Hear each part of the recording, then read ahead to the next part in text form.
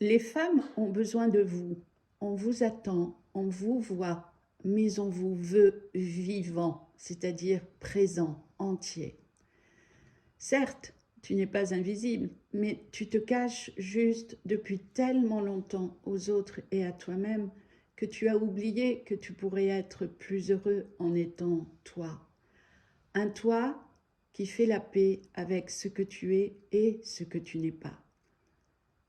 Tu sais, ce qui épuise certains hommes aujourd'hui, ce n'est pas le travail, ce n'est pas la pression, ce n'est même pas les attentes des autres, c'est ta propre déception entre ce que tu voudrais être et que tu n'es pas, mais que tu n'as pas le courage de regarder. Je parle de ce qui peut t'épuiser à l'intérieur. Je parle de cette disparition volontaire, cette façon que vous avez de vous retirer du monde en cachant ce qui vous touche, de ne plus dire ce que vous ressentez, de ne plus montrer ce que vous traversez, de ne plus exister vraiment parce que vous refusez vos émotions. En tant qu'homme, vous appelez ça tenir parce que c'est ce que vous croyez que vous devez faire. En tout cas, c'est ce que l'on vous a appris, ça c'est sûr. Mais en réalité, vous vous effacez comme l'enfant que vous avez été il y a longtemps. Et je vais te dire quelque chose que personne ne t'a dit assez tôt. On ne peut pas construire une vie affective heureuse en étant absent de soi-même ou en se réfugiant dans l'ego pour se protéger. Tu n'as pas besoin d'être parfait, tu n'as pas besoin d'être fort tout le temps. D'ailleurs, de quelle force parle-t-on? Tu as juste besoin d'être présent à toi. Je parle d'une présence intérieure dans ta propre vie, dans ton monde intérieur.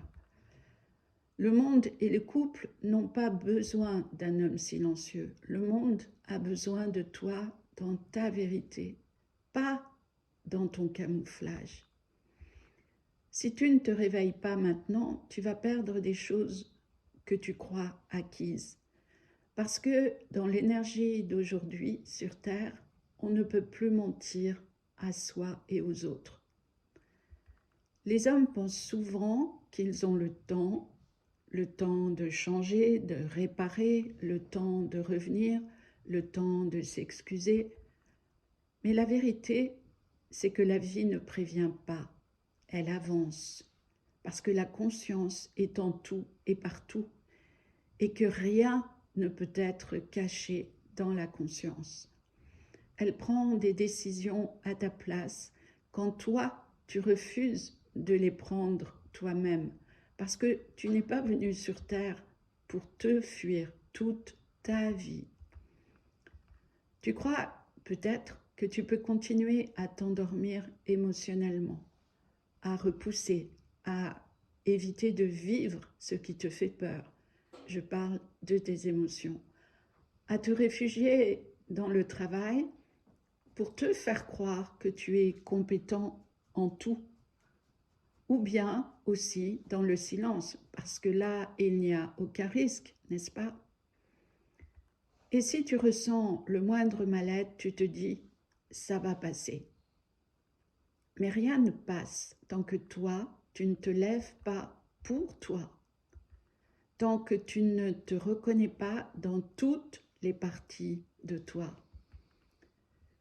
J'ai vu beaucoup d'hommes très compétents sur le plan professionnel et complètement absents sur le plan relationnel. Pas seulement vis-à-vis du couple, mais vis-à-vis d'eux-mêmes aussi et surtout. Mon ex-mari m'a dit une seule fois, « Nous les hommes, on n'est pas finis. » Et je crois que cela est vrai. Vous n'êtes pas entier à cause d'une sensibilité bafouée enfant, tant et tant de fois que vous avez pris l'habitude, sans vous en rendre compte, de taire vos ressentis intimes. Et cela se comprend, bien sûr, c'est humain. On est ce que l'on peut, on n'est pas ce que l'on veut.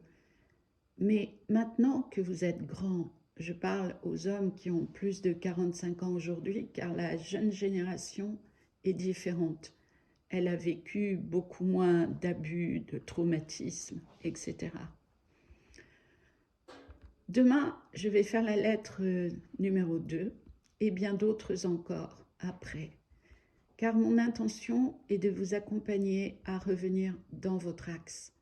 Je suis tellement fatiguée d'avoir impressionné les hommes qui m'intéressaient parce que j'étais une femme au potentiel, jolie et avec de l'assurance. Et je ne comprenais pas pourquoi ces hommes ne se sentaient pas à la hauteur face à moi. Alors aujourd'hui, je décide de dire les choses parce que le temps a passé, mais je vis toujours la même chose et je ne comprends toujours pas pourquoi vous n'avez pas le courage de regarder ce que vous estimez être votre fragilité alors qu'elle n'est que votre force en devenir. C'est sûr, ça demande là, dans ce cas-là, un vrai courage d'aller explorer vos zones d'ombre. Et c'est plus facile de faire semblant, mais au quotidien, réellement, c'est épuisant pour le corps et pour votre cœur de constamment se cacher à soi-même. Donc, je suis thérapeute depuis 30 ans et j'accompagne maintenant les hommes et les femmes qui veulent se redresser. Alors, ne vous gênez pas, s'il vous plaît, pour me dire en commentaire ce que vous pensez de tout ça. Je les lirai tous et soyez sûrs que je vous répondrai avec beaucoup d'intérêt.